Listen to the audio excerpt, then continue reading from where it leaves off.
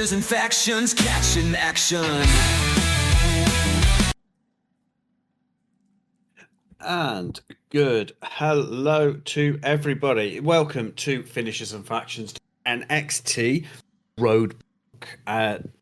We are at the theatre at Madison Square Garden in New York City. And as ever, my name's Adam and my Rich. Rich, welcome in. Hey mate, how you doing? Before we get too far, you keep breaking out a little bit. Oh, I shouldn't do. But obviously that's going to cause a problem. It's finishes any better or It's not? always an issue. Yeah, we'll see how it goes. But yeah, no, Fair enough. We are live from Madison Square Garden's historic theatre on the final stop in the path to stand. Well, it's not the final stop, I suppose, but yeah, to stand and deliver at WrestleMania weekend. So yeah, I still haven't gotten used to the timetable that we have with NXT yet. I think it might be the last of PLE style event they do before Stand and Deliver, maybe, possibly. Not 100% sure. I think it is. We'll proceed like it is and correct ourselves later on. That's how this shit normally works. So, yeah, and as ever, one of our favorite ways to start any, whether it be a PLE, whether it be a regular weekly show, is getting straight into some action. And match one, 100% couldn't have started off any better in my opinion, because match one was a men's tag team match seeing Fraxium versus the Hardy Boys. Which I had to watch twice. I'm not going to lie, purely for the fact that the first time around I watched it because it's the Hardy Boys, right? The fan in me had to watch this match before the podcaster and me could make notes on it. So fair enough. Yeah, I had to enjoy. I didn't get a tremendous amount of notes for this match, in all fairness, because I had the same problem. Is the podcaster in me was at war with fucking child me that watched the Hardy Boys growing. And for both of us as well, it was quite like we always love watching the Hardy Boys, but to have a TNA tag title being defended on an NXT PLE, we had to watch this. This was a massive first, and it didn't really disappoint. I don't fair. On paper, you would have had the Hardy Boys walking out of this one easily, but actually Fraxium, they gave as good as they got for a majority of this match, and I wouldn't say nearly all of it, to be fair, but we got to see a lot from both teams that were incredible sort of bits to see. I went on record when me and you were talking about this podcast of saying what happened in this match would have been passable for anybody to do. The Hardy Boys just seemed to add a little bit of prestige to it, which it just took it over the top for me. It was the nostalgia factor in this match that got me more than anything else. Yeah, I mean, these guys have been in this industry for probably just as long as we've been alive. So, I mean, they're the people. I think they're everyone's favourite tag team. I mean, no, they're definitely one of mine. So to have an opportunity to sit and watch them was just kind of like, yeah, I'll take this opportunity, stick my feet up and just enjoy it without having to go diving around on the internet for videos of the match itself if it was on TNA. Yeah, this is it. But we'll talk a lot about the Hardy Boys when it comes to this match, but we really can't take anything away from Fraxium here because we haven't had an awful lot of opportunity to see them properly wrestle while we've been covering NXT, as they seem to have done. They seem to have done more in TNA than they have done in NXT, which is a little bit odd. It's odd, but I like it purely for the fact that they got to see more of the NXT brand before we got to see more of the TNA brand. So they've had to send in their big guns to try and comprehend with what we're fighting with it within the NXT roster. It's a very strong roster. Oh, 100%. I mean, I was a TNA fan a little while ago, and yeah, they've always had really strong talent as far as, well, as far as any of it goes, really. So I mean, just by watching, yeah. obviously we know what we're going to get with the Hardy Boys, but we've got a lot of. I made a note of a few reasonably big spots from Fraxium, um, from both Axiom and Nathan Fraser, and like we started off. I'm probably going to get this wrong, but with Axiom and Matt Hardy in the ring, and Matt hitting quite a nice sit down power bomb on him before a tag was made. When that tag was made and Jeff got in the ring, there was more energy for Jeff than there was for Matt, but there was still quite a lot of energy for both of the wrestlers.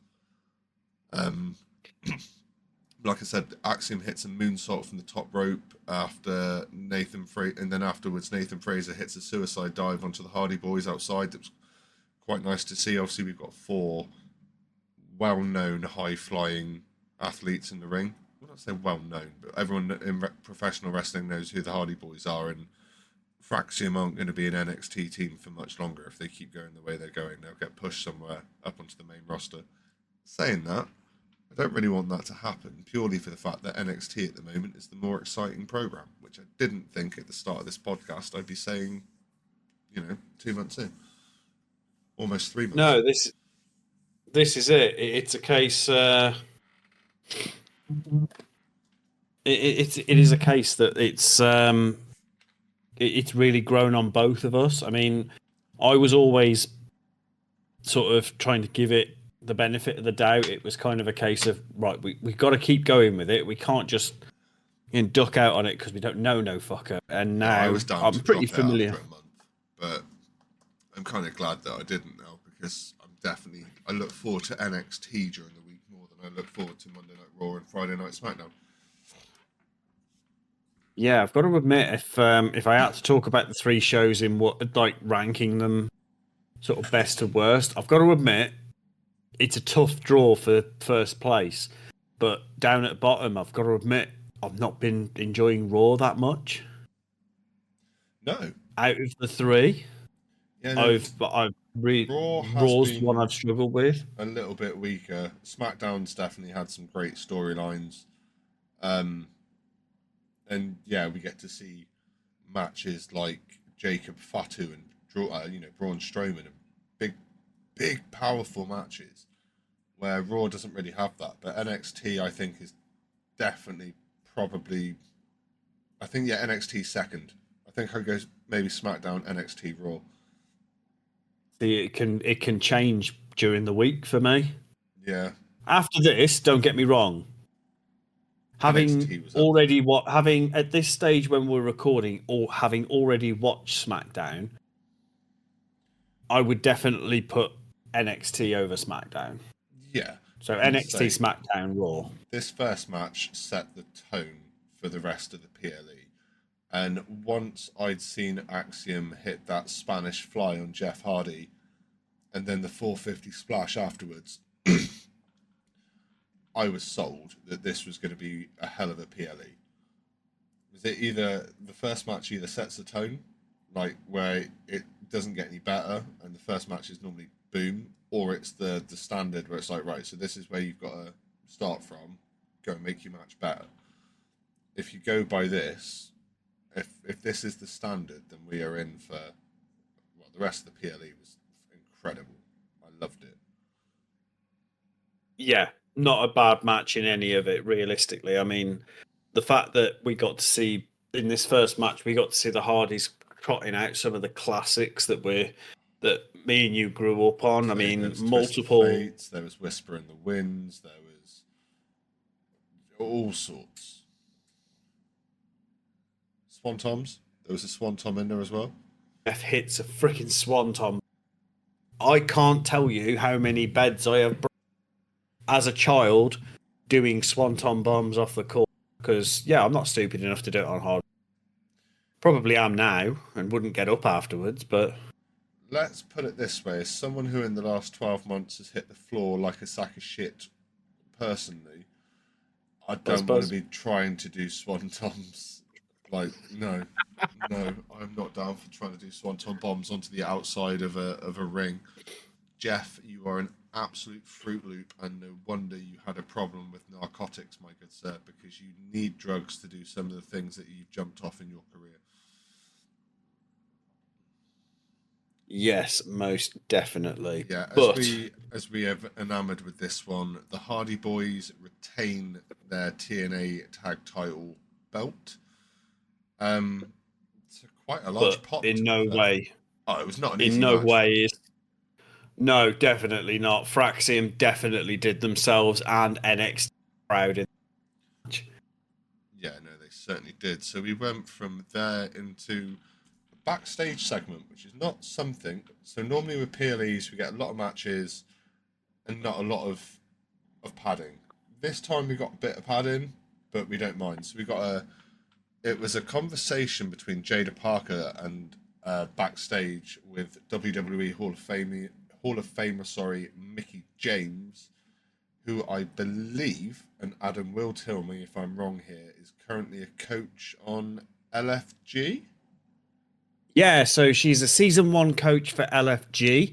I've watched a few of the episodes for it. Definitely worth a watch. I haven't caught up yet, but definitely worth a watch. And Mickey James, no stranger to TNA either. It's where Jada Parker, towards the end of this match,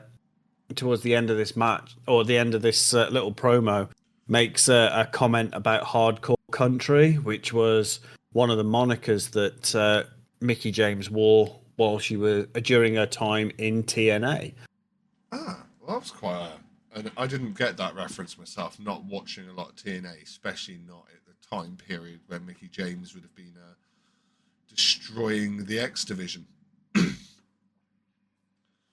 Well, she would have been destroying the Knockouts division. That's how little I know about TNA there, guys. I confused Moose's title with the women's title. I'm pretty sure Misha Slamovich will not be too happy with that. No, probably not. Although I have seen some small clips of Cora Jade and Masha Slamovich's match, and I don't know what the result is, but it's whatever it is. Is it a brutal match? Oh, I might have to go back and have a little look for that one then. Talking about brutal matches, we go in.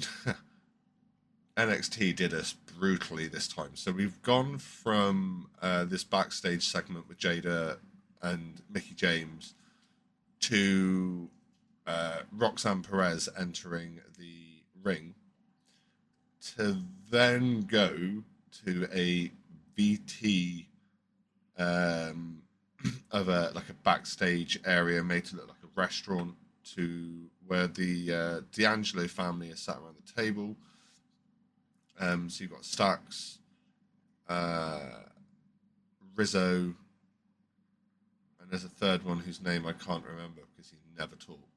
I had a feeling you were going to ask me, and I haven't managed to get far enough back in my notes because I did have to look it up at one point. We have this issue every time we talk about the D'Angelo family. There's the one guy who is the most, and he's the most forgettable dude in the world at this present moment. But he's in there too, and it's basically a conversation about how Stax feels it's his fault that Tony lost his title, and then which technically it is, but we're not going to get into that too much.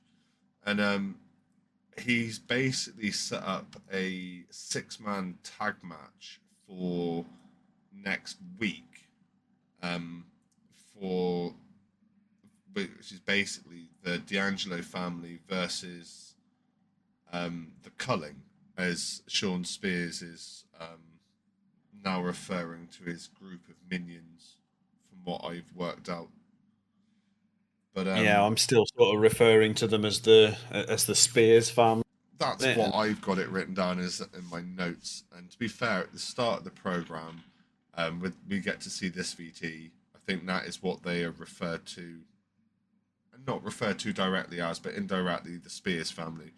When we get the return VT later on with Sean Spears, which we'll go into a little bit later on, I think that's when they pop up a visual. But I have also seen some interesting bits online regarding WWE visuals this week, but I'm going to get into that more on the SmackDown episode of this week's podcast rather than this one.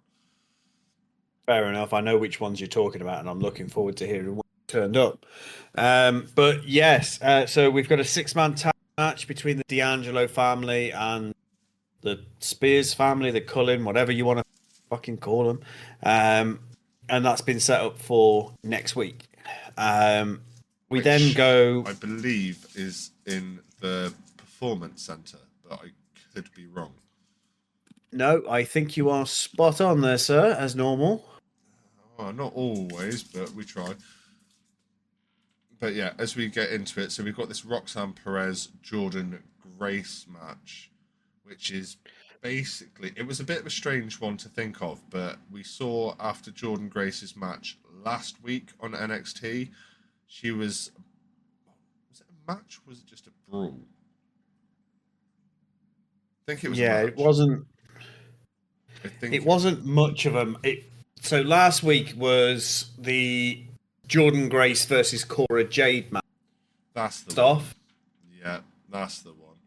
And obviously, like a little while after that match last week on NXT, there was a small clip backstage of Roxanne Perez laying the chair into Jordan Grace and basically shouting at her that NXT belongs to her. I have noticed, and this point is brought up a little bit later, but all the more recent signings within WWE are all the ones that are getting their ass kicked a majority of the time. Right, so Jade Cargill is reasonably recent, got her ass handed to her by Naomi. Right, Jordan Grace, a recent signing to NXT, had her ass handed to her by Roxanne Perez backstage with that chair. You then had Ricky Saints, when he first signed his NXT contract, he got done over by the 4 masked homies that we do not know who they are. So the last 3 signings have all they're playing that storyline low and slow. They are. And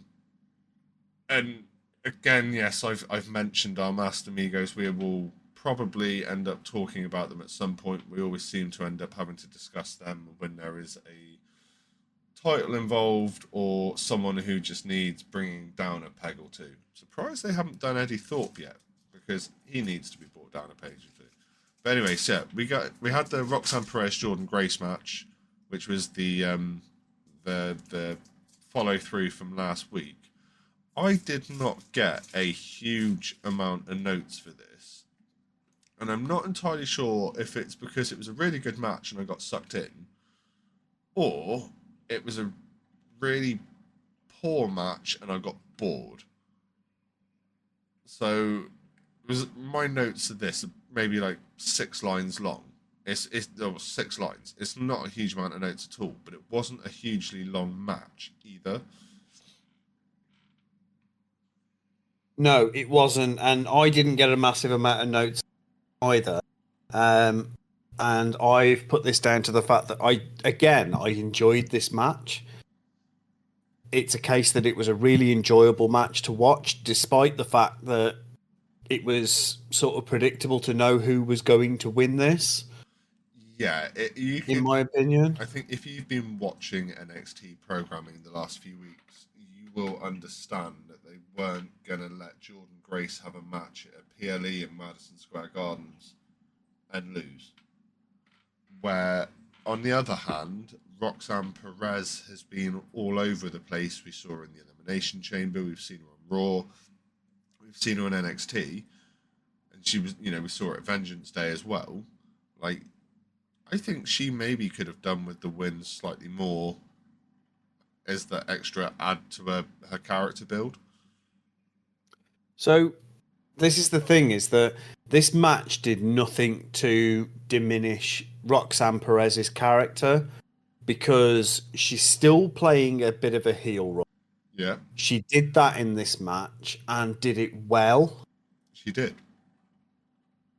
But So we know what nothing we're about getting from Roxanne Perez, though. And you're getting we do now. a very rounded package where, to start off with, we had no idea what we were getting because she wasn't very easy to follow. What I felt, she wasn't very easy to follow because one minute she was being nicey, the next minute she was being an absolute bitch. So it was whether they were trying to work out which way they were going to flip the coin, so to speak. No, I think they knew where they were going with her from the offset. I will be honest. It's been a case that she's just good at her role. It's one of the, it's a case that I think more females will probably sort of relate to her character than anything else. And that's not me being sexist or anything along those lines. It is more a case that I think every woman at some point or another has known somebody like Roxanne Perez. Yes. It's basically Roxanne Perez is the bitch who's nice to your face but will stab you in the back any chance she gets. Yeah, and then fuck your man just to make you feel bad about it. We all know those type. Well, but yeah, no, I said I was a little bit undecided on this match. I wasn't 100% sure which way I went with it. There were some pretty big high points within the match, but a lot of it was just Roxanne Perez just grinding Jordan Grace down, just trying to take her arms and her knees out from her. And she does do a good job of taking the one knee out quite well with a kick into the steel steps on the outside. After you've got there was a series of different moves between the two of them. There was quite an offensive spine buster from Jordan Grace in there for a quick pin, but it was only sort of a 1 count. And then as they kind of both rolled away from each other, because they were closer to the corner, they've ended up on the outside. So they've just kind of had a bit of a go on the outside, where obviously the knee got taken out. You could see throughout the match Jordan Grace was struggling, trying to kind of with her knee and trying to keep her base. And she sold it really well. But the only problem I had personally was the sell back into I'm okay now wasn't gradual enough. It's kind of as though they were told to hurry the match up a little bit. And she went from being, oh, my knee really hurts, to boom, I'm fine, I'm just powerlifting you for fun. yeah, I can sort of see where you're going with that. It's it didn't make a phenomenal amount of sense really, but do you know, again, it was for all its shortcomings, because I've got a feeling that they were possibly going to try and build more of an angle for her and Cora Jade, and because of Cora Jade being X'd out of the match last week, it was a case that they had to throw somebody else into the mix, and Roxanne Perez fit the bill, sort of thing. But having said that, it still came out as a very good match. I mean, watching Roxanne Perez lock that crippler crossface in on Jordan Grace was funny. Because I'm surprised Jordan Grace bends the way she does with the muscle structure she has. I'm pretty sure those legs are like elastic bands. They only go where they're supposed to. They don't go very far. And to get that crossface locked in, not pleasant. No, definitely not. My knee doesn't go that way, so I don't want that locked in on me either. No, you and me both. But yeah, I mean, ultimately, Jordan Grace walks out of this with a victory. As we've already mentioned, there was some. I mean, 2 matches in and already had some absolute bangers, instant classics to a certain degree. I must admit that I would put the Hardy Boys match over the Roxanne Perez Jordan Grace match, but they were still very good matches, and I think that is more because it was the Hardy Boys and nostalgic, and I'm still reeling from the first hyper moment. It was a good match. Don't get me wrong. It just wasn't better than what Fraxium and the Hardy Boys produced. No, but still a very good match. But We NXT this week was the gift that kept on giving, though, because we had a backstage segment with Obafemi and Moose.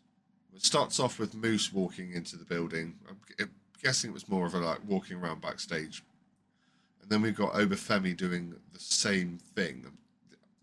What I could work out because of the running of things, I think they were walking from the changing rooms down towards like gorilla position to get ready to go out. But we see Obafemi walk past a Hall of Famer in the corridor. Adam, which Hall of Famer was it? Well, one of Teddy Long's favourites to stick in a match. It's if you were going to be stuck in a match, you were either going to be tag team or you were going to go 1-on-1 with the Undertaker, and that's who Obafemi runs. Yeah, I mean, he didn't even look scared either, did he? If I walked into the dead man, I think I'd be a little bit like, ooh. Not necessarily. I mean, I'd be starstruck and bouncing around like a 14-year-old child outside, going, "Oh my fucking god, it's the Undertaker! What the fuck?" But yeah, on the outside, I'd be like, "Oh shit, you're scary, motherfucker! You're big and huge." I mean, Obafemi's not exactly a tiny guy. He's not. Obafemi is a big motherfucker. So is Moose, though. Oh, 100%. It's yeah. This was it was. I mean, we haven't even got to that point just yet. We've still got something else to cover between now and then. But basically, Undertaker is telling Fed, you go out, you defend your yard, boy, or don't come fucking back. Yeah, pretty much. That's what Taker said to him. You don't need to add the "don't come back" onto the end of it. It was the look that Taker gave that basically knows you know the deal here. You lose, you don't get to get changed in the locker room. You're going to go and share the broom cupboard with the Miz. The Miz? Yeah, he gets changed in the broom cupboard. He got kicked out to the broom cupboard at one point. He did. For eating chicken over somebody else's bag. Bastard. Right. Didn't even share the chicken. Anyway, we went from there into a VT promo, basically just detailing the building rivalry between Eddie Thorpe and Trick Williams, basically building up to their underground match. Now, when they originally said they were going to the underground, I misunderstood completely, thought it was like a NXT version of Saturday Night's Main Event, maybe, or something along those lines. Quite a PLE, but not quite a weekly show either. I mean, that would be pretty cool. NXT does Saturday Night Main Event. I mean, there's nothing stopping WWE sticking some of the NXT in event realistically. No, but nothing wrong with them doing that. But yeah, the last match we saw Eddie Thorpe and Trick Williams compete in was a strap match, which was very much apparently Eddie Thorpe's forte. And yeah, Trick Williams is basically saying, "Nah, underground match, my match. I'm walking out of this one with a winner." And yeah, I mean, we know what sort of match to get from these two now. It's, you know what to expect. I'm interested to know what an underground match is. I've never seen one before, so when I get to sit and watch this, it's going to be a whole new experience for me. So I've never sat down and watched one, but I do understand the premise of an underground match. Right, okay. So an underground match basically is... The underground matches, as far as I'm aware, can only take place in the performance center, because essentially what they do is they remove all the ring ropes, and it is a, for all intent and purpose, a Falls Count Anywhere match. But you've got a ring with no ropes. So there's no running the ropes, there's no fucking springboard moves. It is a straight up fucking brawl. That's an interesting concept. Not something you see very often. They do it sometimes in the indie, but WWE have not done many of this match type to my awareness, and all of them have been done in NXT. But yeah, I mean, we went from there into the men's NXT Heavyweight Championship match, which saw Obafemi defending his championship against the X Division champion from TNA, Moose. Yeah. So we've only seen Moose wrestle once before in NXT, and that was with Alexis King in Ohio. But this guy's an absolute beast. He's huge. I mean, they both are, but damn.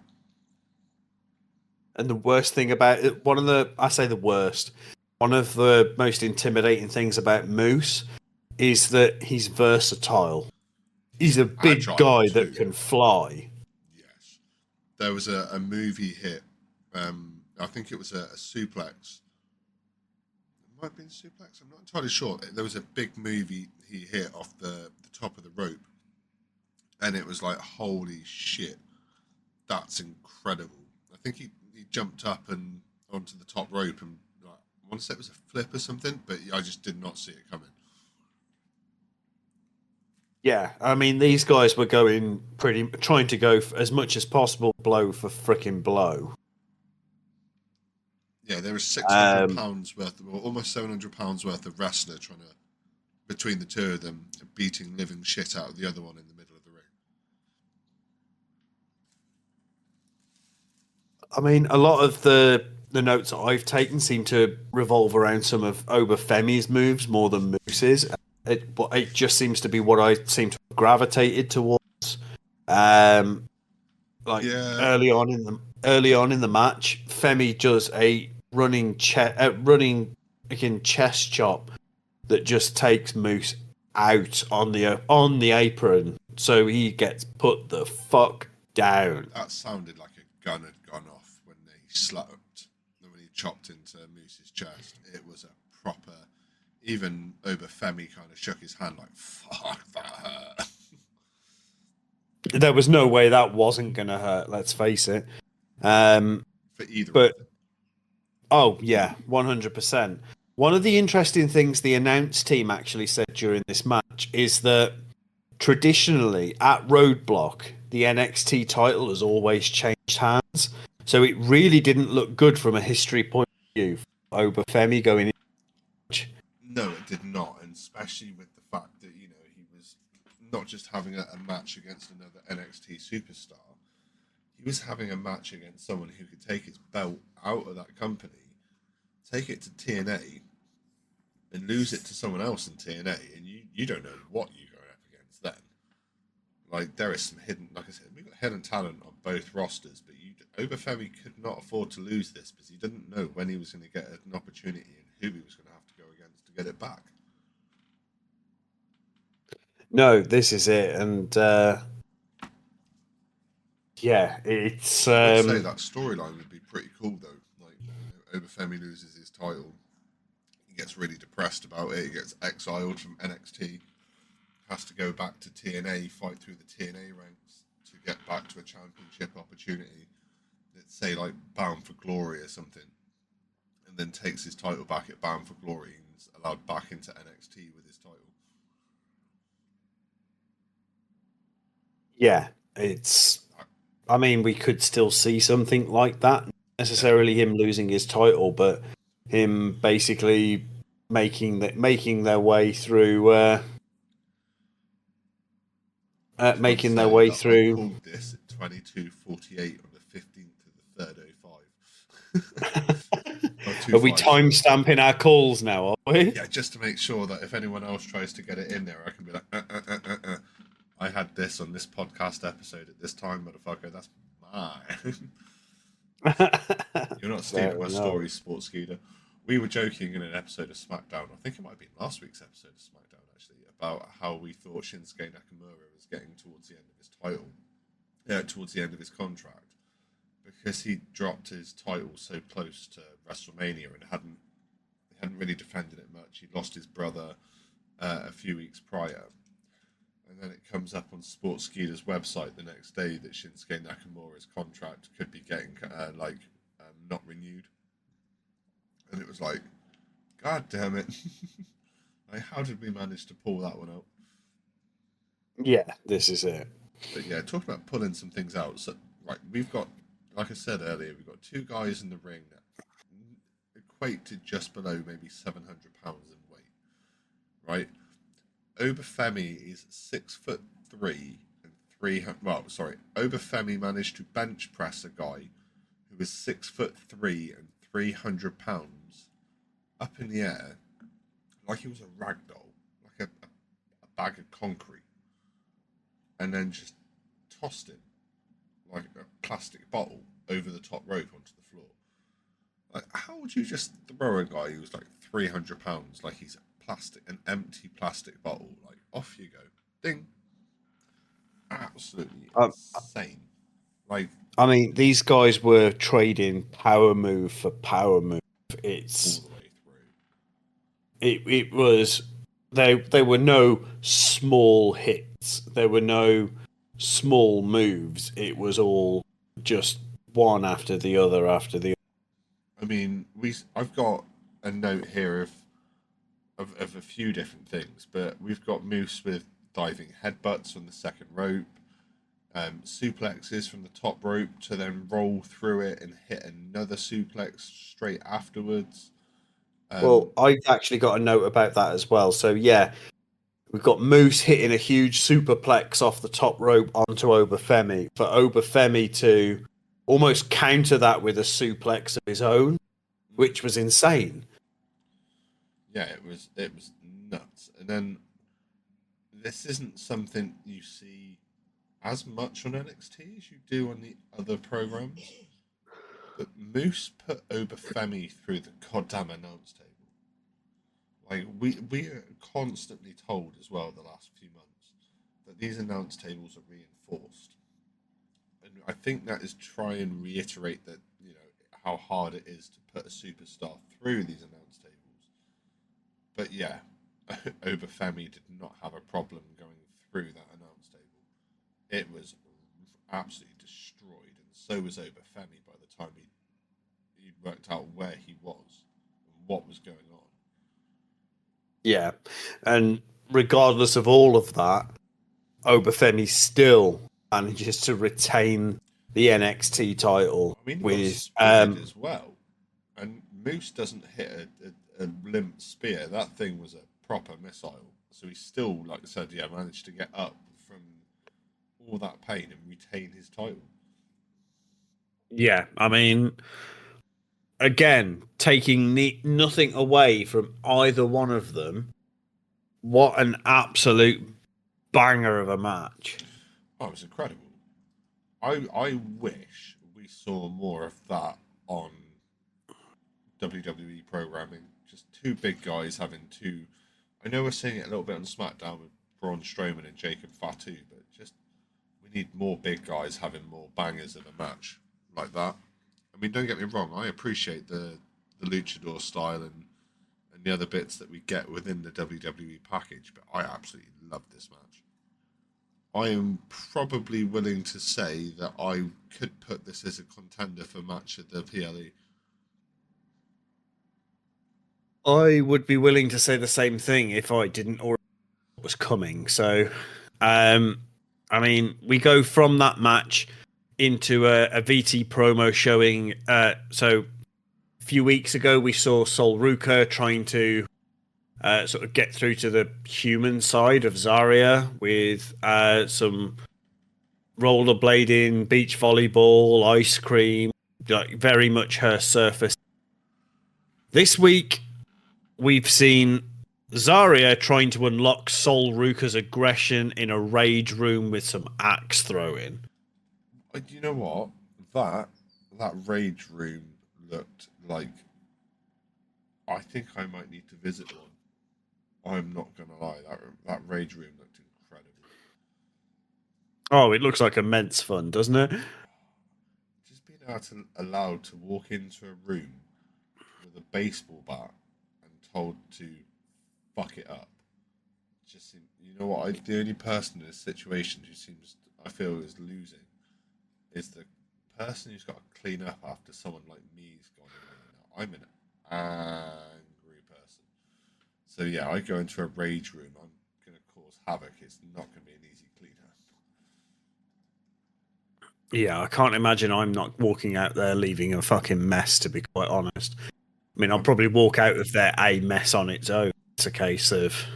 Well, yeah, no, exactly.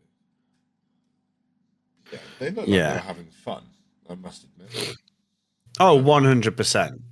Definitely bonding and making the strength between the two of them as a tag a lot stronger with this bonding. This next bit I got a little bit confused with. I'm not gonna lie too much to you. So if I remember correctly, this next section is the Fallon Henley Ava conversation. Yeah, so Fallon Henley and the rest of Fatal Influence have been haranguing Ava, the general manager, about the Women's North American Championship and how Fallon Henley yet to have her rematch. Yes. But rematches aren't always written in the clauses these days, are they? No, but I think unless particularly stipulated, it's fair to assume 9 times out of 10 that we will have some kind of rematch clause in there. It's just not always guaranteed that we will get... it's not always guaranteed that they will be like the first defense of the titles. Yeah. Sort of thing. So yeah, Fallon Henley really does want that match again, doesn't she? She feels she... I mean, I can sort of understand why she's upset. Because it is a case that obviously the main event of Roadblock is the title versus match. Yeah. Which is the Women's North American title versus the NXT title. Yeah, Guilia versus Stephanie Vaquer, and yeah, we'll get to that. We'll get to that shortly afterwards. Now, the other person that gets involved in this promo is Ricky Saints. We've been quite vocal about Ricky Saints and what our thoughts are of him, and yeah, it's fair to say that we're underwhelmed thus far. But it would appear after this, I mean, everybody seems to... a lot of the roster seems to be jumping on sort of a similar branch to the same tree to us, is that we're sort of been saying that we're a bit underwhelmed with how he's come in and everything along those lines. He's built up to be this amazing superstar, and we just haven't seen it. Everybody else is sort of saying, well, you don't belong here, dude. The fuck are you doing? Fuck off. No, I think he got overhyped, and a lot of them didn't get that same hype up, if you get me. But I think what we have had with Ricky Saints so far, even though it's not been a huge amount, I've seen some clips of some of the promos and some of the stuff he's done when he was at AEW, and it looks pretty good, to be fair. There's one clip he destroyed MJF in one clip I saw, and it was like really good sort of promo cut between the two of them.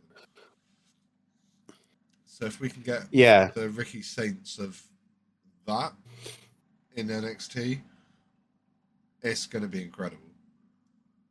Well, it actually ends up that Ricky Saints has a singles match, which should give us a much better view firsthand next week versus Ridge Holland. Yeah, because that tag match he was in was fucking disgraceful. Yeah, and just as this promo ends, we see All Ego Ethan Page come to just sort of poke a little bit of fun before he goes to participate in his own match, which is next, which is a New York City street fight where Ethan Page takes on the bouncy Javon Evans. This was the one match within the card as we were in the build up to Roadblock that I was really interested about watching, purely for the fact that we've seen quite a lot the last like 3 months almost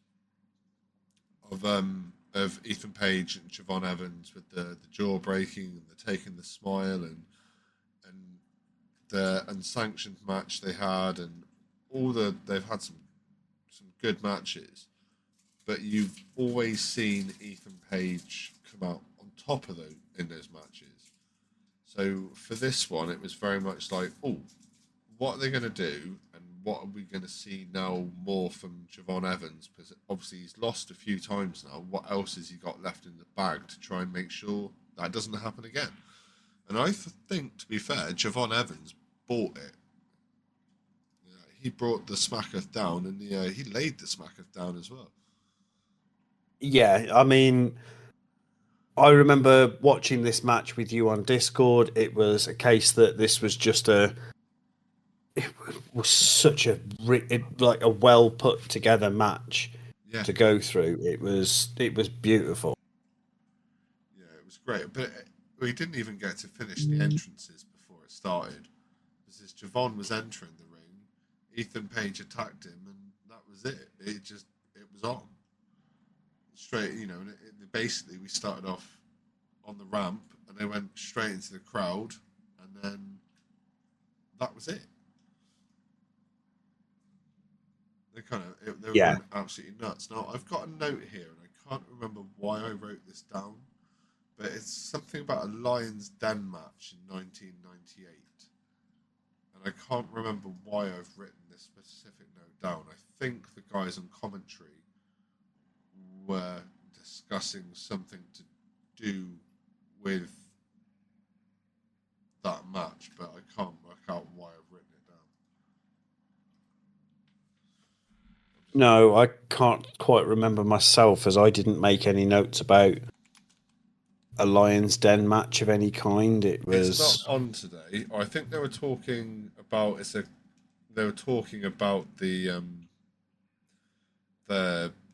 match that we were in. I think it's a unique cage match featuring a ring canvas with no ropes or turnbuckles, where every match had to either end in knockout or submission. Oh, they were talking about Ken Shamrock and Owen Hart at SummerSlam '98, and I think there was a VT with it. Or right. A conversation they were having, but I can't remember why for that note to be there, but it is in there, so it must have been something important. Because I put it in place with such things as Javon Evans hitting Ethan Page with a chair, and Ethan Page throwing him into the steel steps as a return for it. So Javon Evans sold him something, and Ethan Page gave him a receipt. Yeah, 100%. I mean, everything about this match was receipts from Javon Evans, let's face it. Oh, yeah, definitely. It was just one entire receipt, to be fair. And we saw all sorts of fun in this match as well. We had chairs and tables. I mean, I found this to be a little bit more competitive than their previous matches, as we've seen. Yes. A lot of Javon Evans dominating throughout the match, and then Ethan Page either having a well-placed jab to the jaw. I mean, we saw that during this match as well, but there were bits in this match that I remember sitting on here, and it was like I think you'd managed to finish it by the time before I had, and it was a case that I was reacting genuinely to some of the shit I was seeing during this match, and it was like, oh, I think I know what bit you've just got to, I mean, Evans sets up the chairs to use as a platform, but whatever move it was he was attempting is reversed. Page props Evans up on the top rope, on the top turnbuckle, and then Ragdoll tosses Evans back first onto these chairs. I mean, that was absolutely insane. I That has to have shortened a young Javon Evans' career by at least 5 years. One maneuver. I mean, there was that one section where Javon Evans brought out that table and put it in the corner, and Ethan Page, he tried to like Alabama slam him through the table, but they end up kind of counteracting themselves through, and then there's a combination where they both end up like drop kicking each other, or like not drop kicking each other, sorry, trying to like super kick each other, and then they go to swing at each other with steel chairs, but the chairs hit, and I'm pretty sure he bounced off his forehead and did a Kevin Owens with it too, because he looked rocked for a little while after that. Yeah, I know which bit you're on about. Even when While he you went to mentioned while you mentioned tables, I think one of the most brutal bits of this match that we saw, all in all, was the over the top rope cutter through a table that Javon Evans managed to pull off. you know what, I'm guilty of saying that I went back and rewatched that move multiple times. Like multiple times. It was such a well executed move. It was unreal.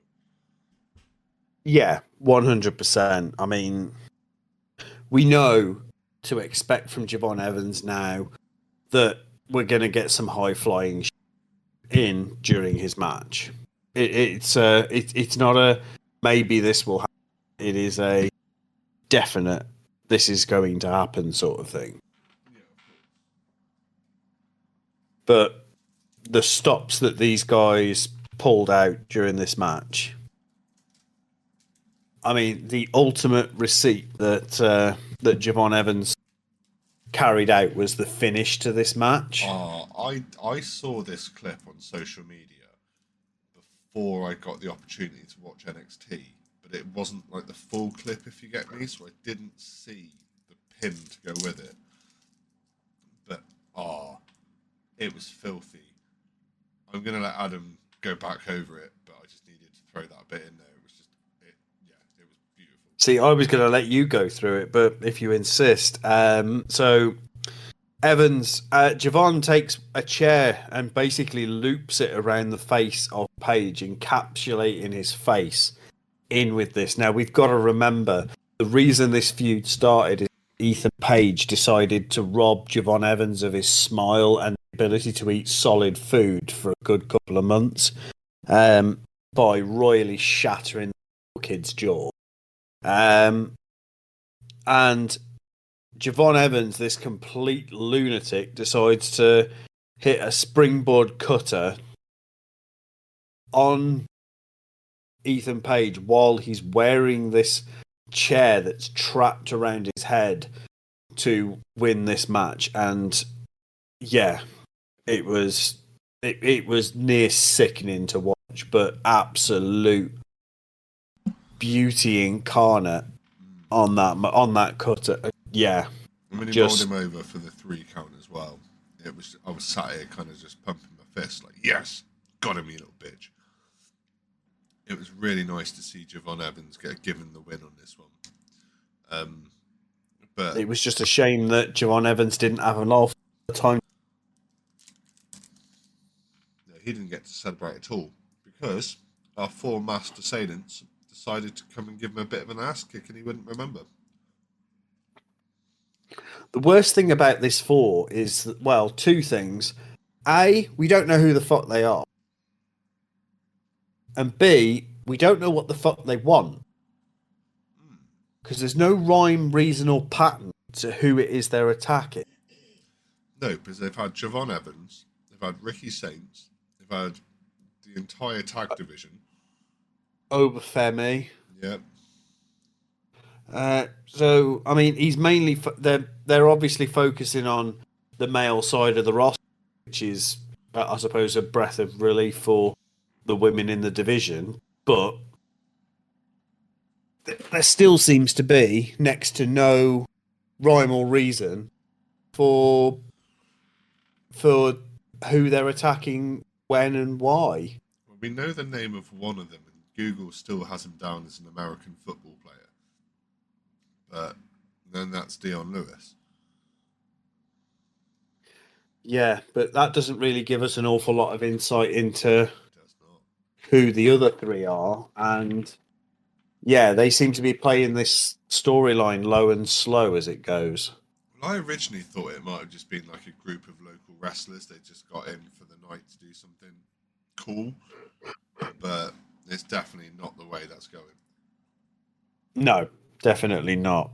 Um, Now we go into a selection of promos, starting with a VT featuring the members of the Spears family.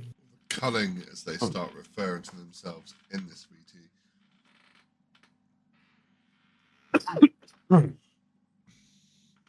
Cough up the lung, Adam. You've Damn. got to. Yeah. Something got caught in my throat there. I'm not sure what happened. Probably got a bunch of dick you had for dinner. It was all the balls, actually. Probably. Oh, anyway. Yeah, so basically, we had the Spears family or the Culling or whatever it is they're calling themselves discussing their next move. Which is obviously the six-man tag match they've got against the D'Angelo family next week on NXT. Yeah. We then go to a ringside promo where we see Sarah about the NXT Underground match next week. Yeah, so she's talking to Eddie Thorpe about that one. I didn't get a huge amount from this one, apart from we got a little bit of a guest in a little while, but it was mainly just Eddie Thorpe kind of saying that he's the man, even though everyone else thinks the man's actually Trick Williams. It's not. It's Eddie Thorpe, and he's going to start making everyone like believe it and show them that he's the man. When not quite. He's not quite as over with the crowd as Trick Williams is anyway. I mean, in fairness, that is Eddie Thorpe's entire MO. Yeah, he's definitely not trying to be everyone's best friend. He's definitely trying to piss people off. And Trick Williams is doing everything at the moment right to play that face character in this feud well, including coming out and giving the heel an ass whooping and bouncing him off the announce table and then sort of throwing him back into the ring after smashing his head off the announce table a few times to hit him with quite a ruthless spear, to be fair, and then just carry on the ability to just ground and pound on him. There wasn't much that Eddie Thorpe was doing at that point, apart from covering his beautiful face. Yeah, and I mean, it is a case of but definitely no love lost between these pair. Now we are sort of moving into the closing throes of NXT Roadblock here, but we've got one or two bits just to cover before we go any further. One bit I don't think Rich has any notes on at all, just because I've got his notes in front of me and I can see that he doesn't have anything. Is that we find out basically United States champion Chelsea Green is not overly impressed about having a title defense on NXT next week. And we find all this about a post from. Yeah, I mean, she just before watching this this match, we saw that she was, or I saw in social media that she was attending a wedding in a wedding in Devon. She then had to make her way over to I think it was Barcelona, for SmackDown. Then she's having to jump back across the pond to the States for NXT. Oh, Girl's going to be racking up some air miles. especially if she's got to be back in Bologna, Italy for next week's SmackDown. So, yeah, that could definitely be some some air miles being racked up there. She's making some decent money for doing it, so it's worth it. Oh, 100%. But this is when we go into the main event. Title versus title. Winner takes all. NXT Women's Champion versus the Women's Unite. North American title. That's the one. Chelsea Green is not in this match. Do not worry, you don't have to deal with her twice in 5 minutes. No, definitely not. This is Stephanie Vaquer versus Guilia. And this has been getting hyped for the last few weeks, and I think it lived up to the hype. I'm not going to lie to you. I think I've got more notes for this match than I have for some of the matches. Not as many as I thought I had. This is the one match I think I got sucked into and just could not stay away from. So it was important to realise that this wasn't a match built out of a grudge. This was both women had something to prove to one another. Yeah, and that basically says to us that one of these two women was like, they may be losing the title tonight, but I think they're going to gain something a lot bigger. I personally think whoever loses this match is going to end up getting taken to Raw or SmackDown very soon. I mean, it is a very real possibility, but for tonight, any other reason why they'd have someone drop that title, but for tonight we've got a hell of an exhibition match with titles on the line. Yeah, so somebody's walking out of here a double title holder, which has only been done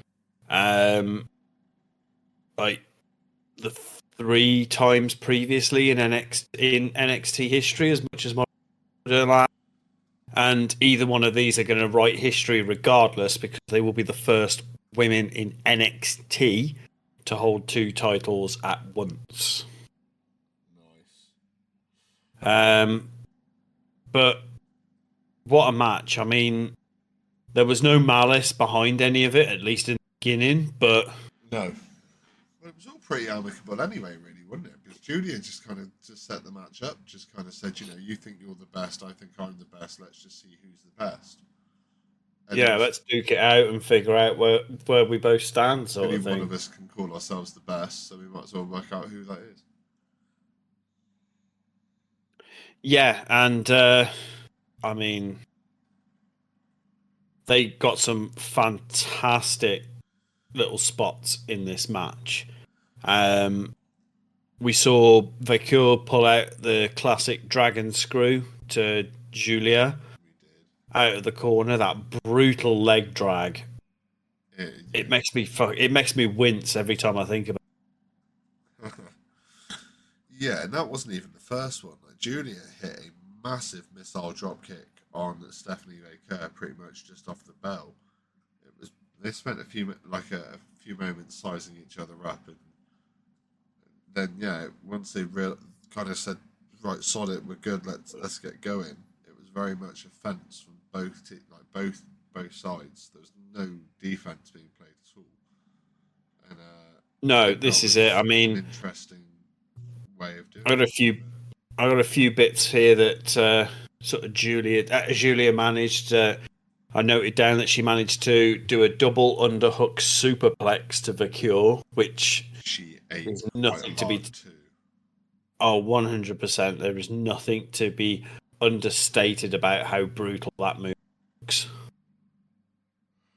No, definitely not. And I mean, I got even something that Vaquer managed to pull off. No, it was Julia who managed to pull it off. So Julia catch Vaquer off the top rope in a triangle choke that, admittedly, she can't quite lock in properly. She was close. So switches it to a Rings of Saturn submission, which the only way Vaquer has to break that is with a foot on the rope. I mean, that's just ring awareness 101, really, isn't it? Get to 100%. Get to the rope. No matter what happens, they have to let go after 5 seconds of there. But Yeah, or risk disqualification. yeah, no, there was a lot of big power moves being done in this one. Like I said, at one point there was SVBs. Well, we had 4 SVBs, I believe, in this match. I just took note of the 2 SVBs that Vaquer managed to hit back to back to actually get the pin for itself. Yeah, which then leads us into it where Stephanie Vaquer managed to pin Guilia after the 3 SVBs, to be the first woman since Becky Lynch to hold 2 singles titles at the same time in WWE, where Becky Lynch beat Charlotte Flair and Ronda Rousey for both the Raw and SmackDown women's titles in a triple threat match. Stephanie's managed to walk out with both the titles in just having a solo match. Yeah, and I mean, there's upsides and downsides to that. I'm sure it's a bigger paycheck for Stephanie Vaquer. At the same time, it means that in any one show, she could be pulling double duty. Well, she could defend both those titles in the same show. Exactly. So that could be painful, and depending on who she gets, there could be some very demanding matches as well.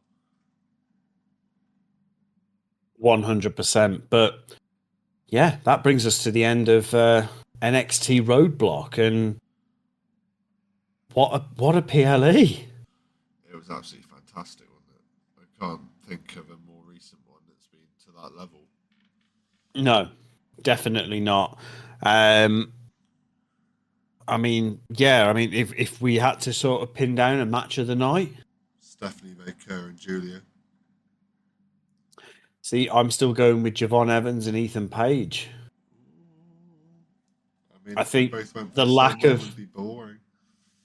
I think the lack, for me, it was, as much as I enjoyed the fact that there was no malice behind any of it, not having much of a good guy, bad guy storyline to a title versus title match is it sort of takes away from the gravitas of it. Whereas there was no title on the line for Javon Evans and Ethan Page, it was all malice. Yeah, it was just And that just bypassed it for me. Yes, good shout. Fair enough. But yeah, I mean, I suppose if we've got nothing left, we've only got time to basically say thank you all for tuning in for Finishers and Factions does NXT Roadblock 2025. We will be back, of course, when Finishers and Factions breaks down SmackDown, the start of the European tour for WWE. Live from Barcelona, SmackDown is. So we will see you in the next episode of Finishers and Factions, and I will see you in that episode too, Adam. Yeah, see you soon, buddy. See you later.